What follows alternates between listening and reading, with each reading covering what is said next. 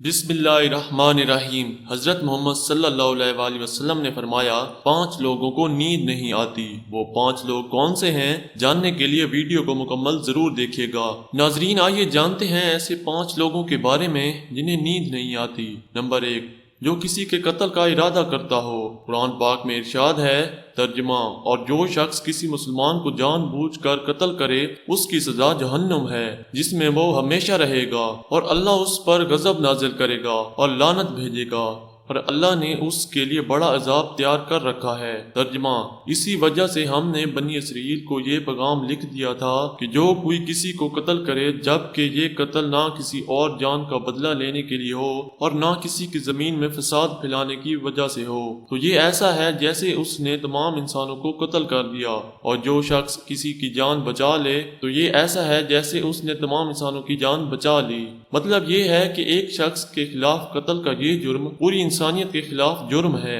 کیونکہ کوئی شخص قتل حق کا ارتکاب اسی وقت کرتا ہے جب اس کے دل سے انسان کی حرمت کا احساس مٹ جائے۔ ایسی صورت میں اگر اس کے مفاد یا سرشت کا تقاضا ہوگا تو وہ کسی اور کو بھی قتل کرنے سے دریغ نہیں کرے گا، اور اس طرح پوری انسانیت اس کی مجرمانہ ذہنیت کی ضد میں رہے گی۔ نیز جب اس ذہنیت کا چلن عام ہو جائے تو تمام انسان غیر محفوظ ہو جاتے ہیں۔ لہٰذا قتل حق کا ارتکاب چاہے کسی کے خلاف کیا گیا ہو، تمام انسانوں کو یہ سمجھنا چاہیے کہ یہ جرم ہم سب کے خلاف کیا گیا ہے۔ نمبر 2، جس کے پاس مال و دولت ہو اور اسے کسی پر بھروسہ نہ ہو۔ تاریخ کے ہر دور میں ایک سے بڑھ کر ایک دولت مند کرۂ ارض پر نمودار ہوا اور گردش مائع و سال کے بعد مٹی کا ڈھیر بن گیا۔ اس کے باوجود حضرت انسان سمجھنے کے لیے تیار ہی نہیں۔ دولت کے انبار پانے کے بعد صرف پیغمبر اور اولیاء ہی استقامت پر کھڑے نظر آئے، ورنہ زیادہ تر دولت نے انسان کا دماغ خراب کیا اور انسان غرور کا شکار ہوا، اور پھر یہی وہ مقام ہے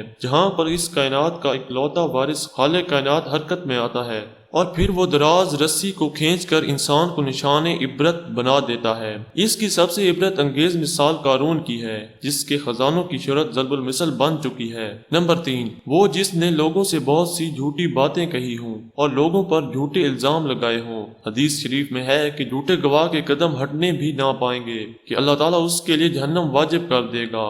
جس نے کسی مسلمان کو ذلیل کرنے کی غرض سے اس پر الزام عائد کیا تو اللہ تعالیٰ اس کو جہنم کے پل پر اسے روک لے گا، یہاں تک کہ اپنے کہنے کے مطابق عذاب پا لے۔ جو کسی مسلمان پر ایسی چیز کا الزام لگائے جس کے بارے میں وہ خود بھی جانتا نہ ہو تو اللہ تعالیٰ اسے جہنمیوں کے خون اور پیپ جمع ہونے کے مقام میں اس وقت تک رکھے گا جب تک اپنے الزام کے مطابق عذاب نہ پا لے۔ نمبر 4، وہ جس کی ذمہ داری زیادہ ہو لیکن اس کے پاس دینے کے لیے کچھ نہ ہو۔ کائنات کی تلخ ترین اور شفاف حقیقت بھوک ہے۔ بھوک بڑی بد ذات ہے۔ انسان، چرند پرند اور ذی روح مخلوق اپنی بھوک کے سامنے بے بس ہو جاتے ہیں۔ یہی وجہ ہے کہ موجودہ حالات کے پیش نظر غربا اور بے سہارا لوگوں کے سامنے بھوک ایک بڑا مسئلہ بند کھڑی ہو گئی ہے۔ بحیثیت مسلمان ہمارے اوپر یہ فرض ہے کہ ہم اپنے ارد گرد رہنے والے غربا اور مساکین کی مدد کریں، جو اللہ تعالیٰ کے ہاں سب سے زیادہ پسندیدہ عمل ہے۔ ایک حدیث میں آپ صلی اللہ علیہ وآلہ وسلم نے فرمایا،